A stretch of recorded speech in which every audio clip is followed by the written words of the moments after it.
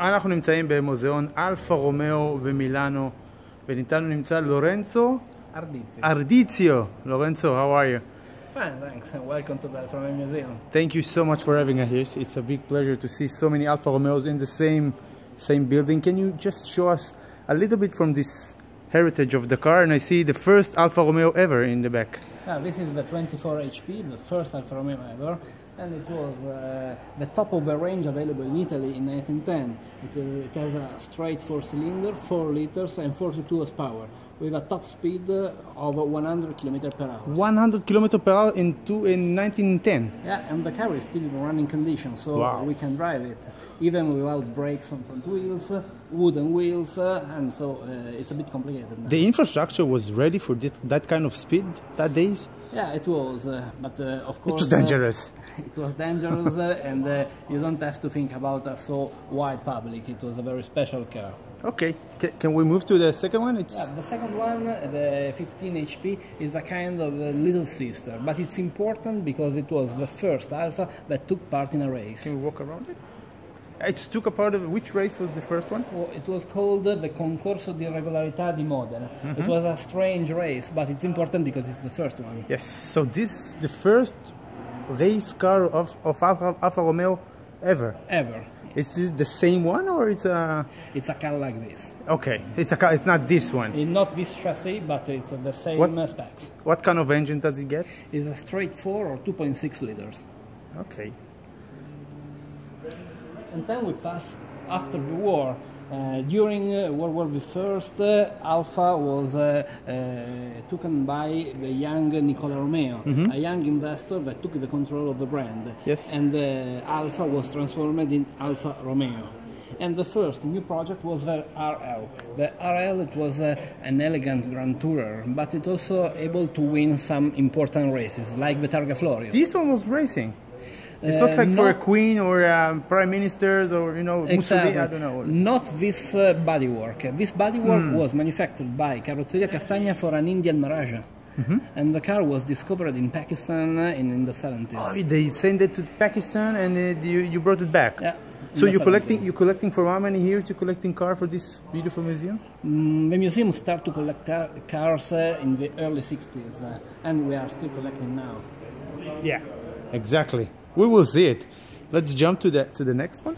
The 1750 was the icon of the early 30s. It was a car able to win the Mille Miglia, to win the Concours d'Elegance, and it was one of the best sellers of the early 30s, a real Alfa Romeo icon. This is a Zagato bodywork for the Paris Auto Show in 1931. It was in Paris Auto Show. It's a beautiful one. It's what kind of engine? So it's all got the V. It's a straight 6.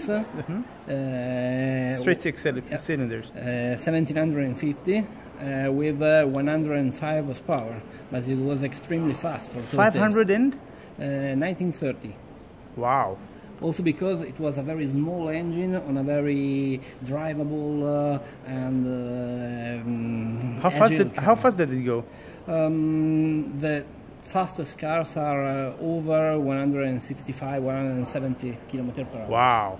So let's jump to... There are so many here. I mean, we can walk for hours, but if you need to pick one of those cars, which one would be... Let's go for next two cars that you will pick if you can have a collection, Alfa Romeo collection, personal one. Wow. Which one? It's tough, I know. It's like to ask you, which child do you like the best?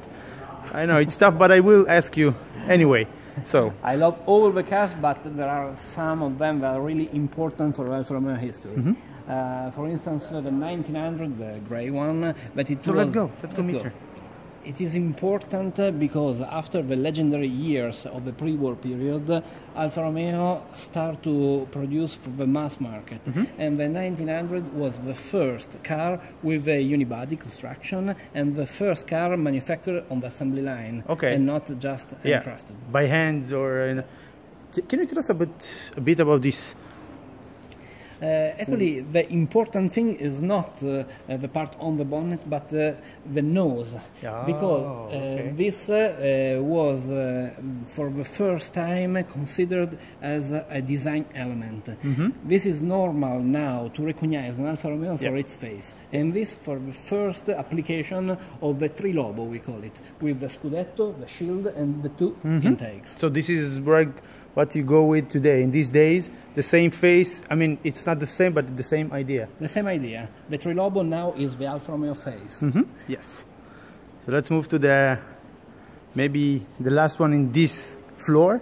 And I think you go with the Giulia. As I can see you go. Giulia. I see you go with the Giulia.